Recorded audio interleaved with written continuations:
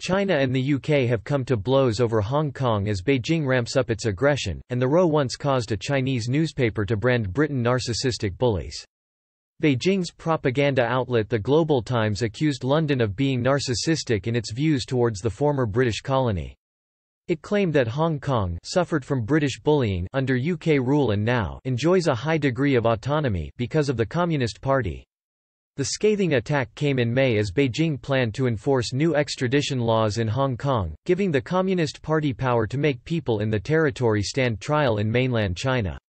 The Global Times said, Hong Kong is one of the few places where Britain can narcissistically show off its position as a former overlord state.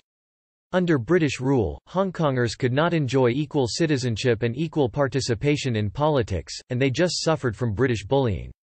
The author of the opinion piece urged Britain to worry about its coronavirus crisis instead of Hong Kong. In 1997, the UK handed ownership of Hong Kong to China in a deal that saw the thriving region change hands but maintain its own autonomy.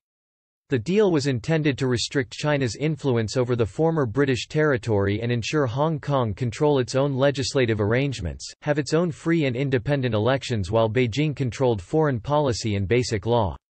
Intended to last for at least 50 years, the deal was also known as One Country Two Systems, and granted Hong Kong freedom not experienced by other major cities in China.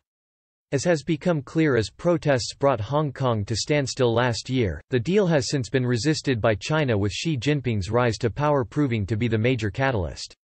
Foreign Secretary Dominic Raab said China's passing of the controversial law in Hong Kong is a grave step. He said, despite the urging of the international community, Beijing has chosen not to step back from imposing this legislation. China has ignored its international obligations regarding Hong Kong. This is a grave step, which is deeply troubling.